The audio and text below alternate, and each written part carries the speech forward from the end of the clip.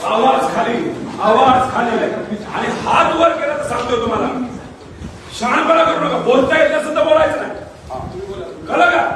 चला बाहेर तुम्ही तिथं. आमदारावर आवाज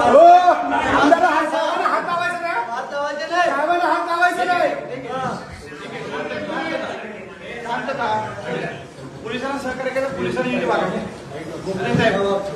नीट वागलं पाहिजे, नीट बोललं पाहिजे ना. करू असं वाटतं काय? आपण एक लोकप्रतिनिधी बरोबर कसं बोलतोय हे तर कळायला पाहिजे.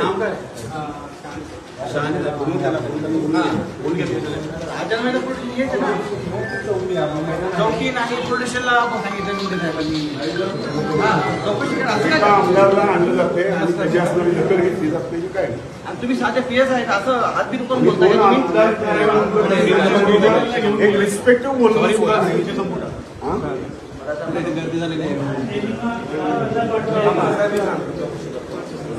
आम्हाला इथे आहोत ना, आम्ही इथे बसून घेतो.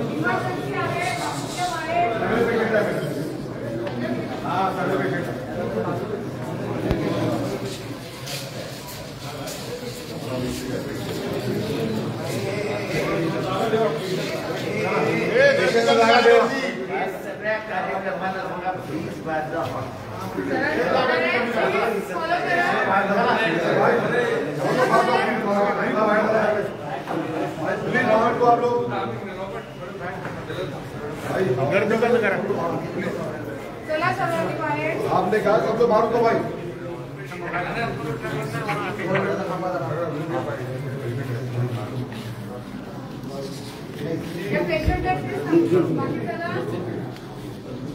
लगेच पाठव.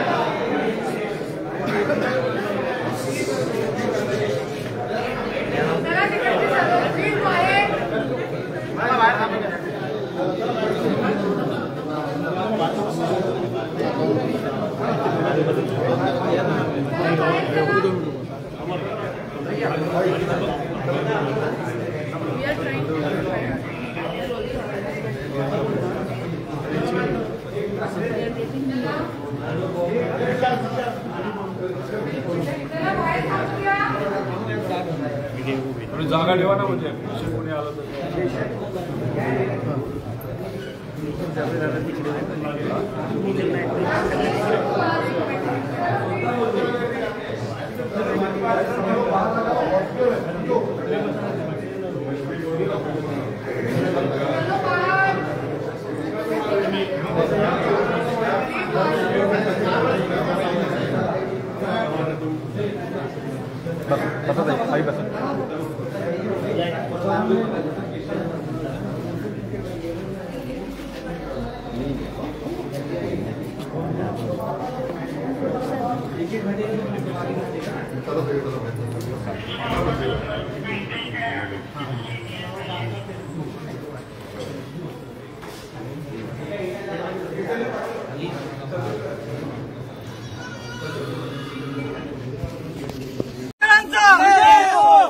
काय लावलंय?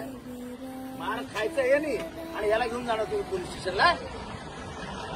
आणि परत बाकीचे होते ते पळून गेले. गाडी तुमची गाडी हळू देणार नाही मी. व्हिडिओ मध्ये 2 जण दिसतात मारताना, तुम्ही एकाला घेऊन जाताय. 5-5 जण मारतात. 5-5 जण मारून पण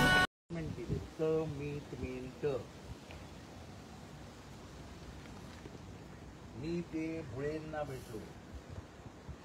माझ्याबरोबर हा होता. सगळ्यांसमोर भोळेंनी मला कमिटमेंट दिली की आपण जा, यांना नंतर सोडतो लगेच. भोळे फोन बंद करून फरार.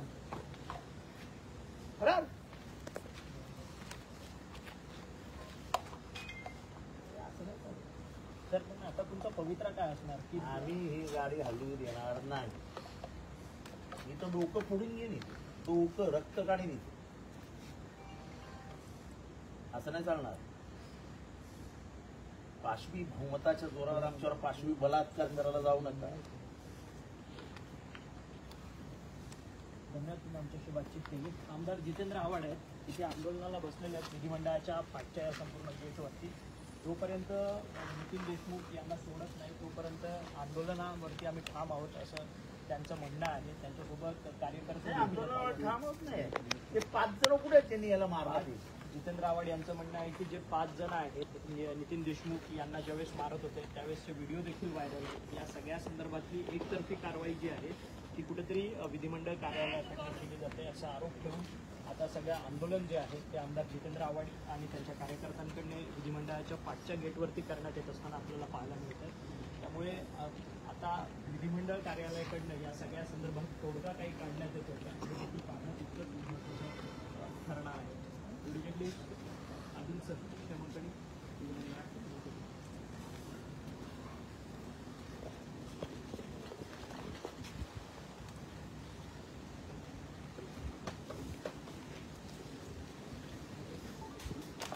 हॅलो, बोला ना. सुरू करतो. नाही का? नाही ऐकलं. मला 5 जण दाखवा. एफआयआर नाही, मला 5 जण अरेस्टेड आत्ता दाखवा.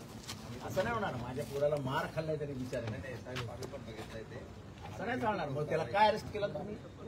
आता जे यांनी घेतले ताब्यामध्ये घेतलं ठीक आहे ना. आम्ही कॉम्प्रोमाइज मध्ये होतो.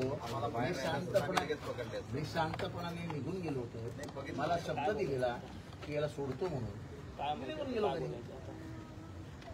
आम्ही तर तेव्हा साहेबांना सांगितलेलं की तुमच्या गाडीमधून घेऊन जावा म्हणून साहेब, पण साहेब बोलले की नको आपण त्यांचं ऐकूया. आपल्यासाठी सगळ्यांसाठी थांबवतो. तसं नाही. आम्हाला कमिटमेंट दिली की नाही विचारा त्यांना.